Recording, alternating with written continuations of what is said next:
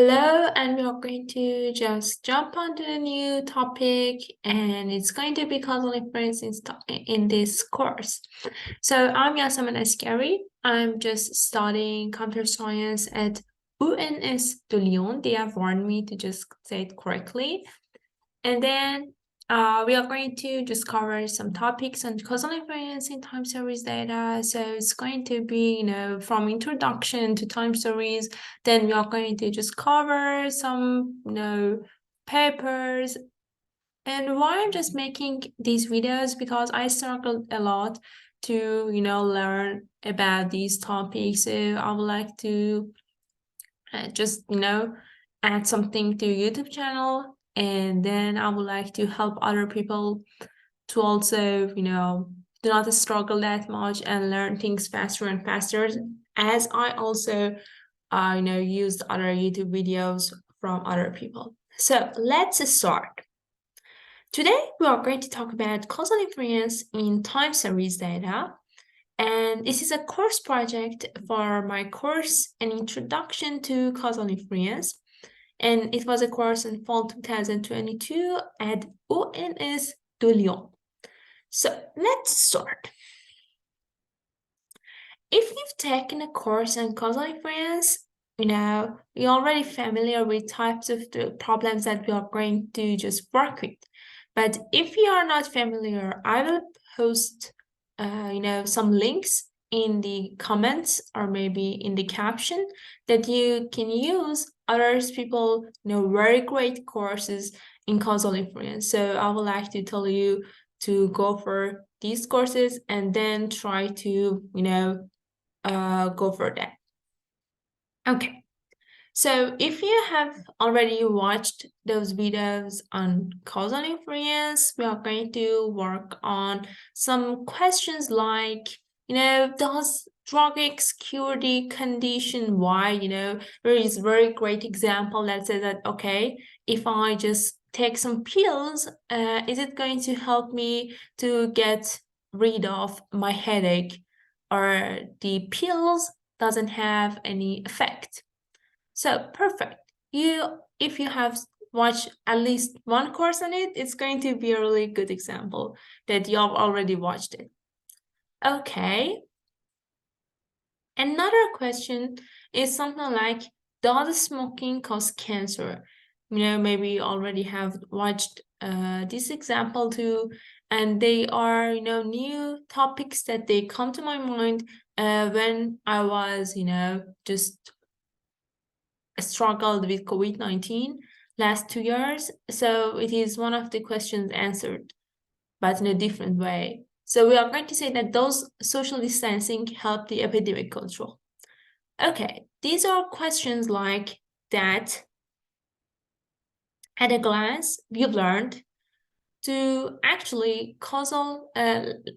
find the causal influences over the random variables that you're representing different events. Then what we are going to learn is causal inference over time series data.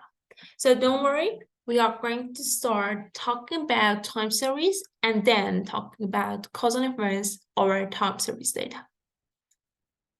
Okay, the paper that I'm going to present is one of the best papers in this work. It is PCMCI+, and you can see the title. It is very hard to understand, discovering contemporaneous and lag causal relations in autocorrelated nonlinear time series dataset. So I didn't had any idea what was those words that I underlined this, but I knew that there is something related to PC. It is one of the most known algorithms in causal discovery. So I didn't know, but it has a word plus sign, PCMCI plus. So I should have discovered what is the formal PCMCI. And it is the paper by Wrong 2019. It is detecting causal associations, in large nonlinear time series dataset. So still I didn't get some variables. And then he really used some, literature from his 2014 paper, and it is detecting and quantifying causality from time series of complex system. So he's a really famous person on time series causal discovery. So we are going to use these papers in order to, follow the structure of the causal inference in time series data. So there is a question that what are those underlies? But first of all, let's go over some motivational examples to see what are time series data and what are causal relations in there. We all know that in the climate science, there are examples of such El Nino Saturn oscillations. Maybe you have heard it on the news or maybe climate forecast. I don't know, but I've heard it. So it is El Nino Saturn oscillation. We can simply call it ENSO. And, they say that it affects the, ocean waves. And these ocean waves, they are going to control the temperature of the British Columbia, which is, a district in actual Canada, North America. So we have data from 1980 to 2000, maybe 14, 15, I don't know, I don't really remember the last date. But we have the data, and it's going to be the oscillation value for the El Nino. You can see it. And then it's going to be the British Columbia temperature. So we can also see this. Maybe you wonder that why these data are changed. Maybe the mean is going to be 0 and they are going to be up and down. So we will discuss it later, but I would like to tell you that it's going to be very usual that, the mean is going to be somehow 0, but actually they are going to up and down and up and down. So how we can relate these two from their time series data? They are very noisy. They are very hard to explain. If it just goes up, this is going to go down. So I don't really how to get this from the very, great data that we have from years ago. So that's all we don't know. Then we are going to answer questions like this on the discourse.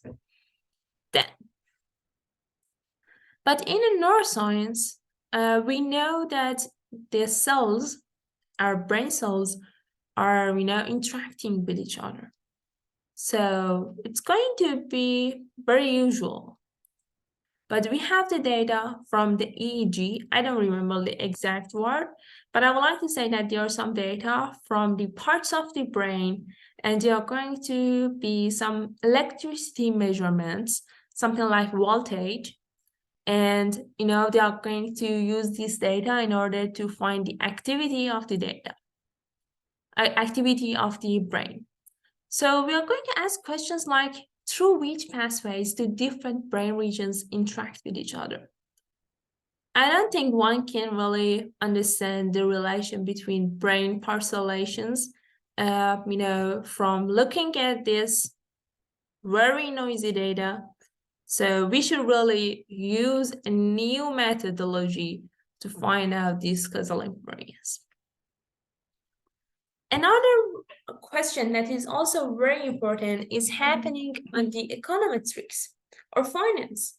So people are asking questions about financial markets, that do daily stock prices drive daily trading volumes? So I think that you've seen these data before, but they're public available in Yahoo Finance. I can put the data and the caption. But it's going to be a very important question in our work. Okay, so we have seen 3 motivational examples, and then we are going to go further. So what is our goal? It means that we are given a set of time series, and what we are going to learn is causal interactions from time series of complex dynamical systems. Why the word complex? Because, it is related to complexity. I mean, it's not going to be a really word, and I'm going to explain it here, but maybe you can search it, complex systems, and you can, understand the definition. But usually most of the systems that we are seeing around us, something like brain, something like nature, ecosystems, and also these COVID-19, they are complex dynamical systems. So we are given x1, x2, x3, x4. These are going to be our time series. They are going to have linear or non-linear, interactions with each other. And now we are going to find out, okay, x2 is dependent, x1 is dependent of x2, or maybe there is going to be a link from x2 to x3, and these are causal links.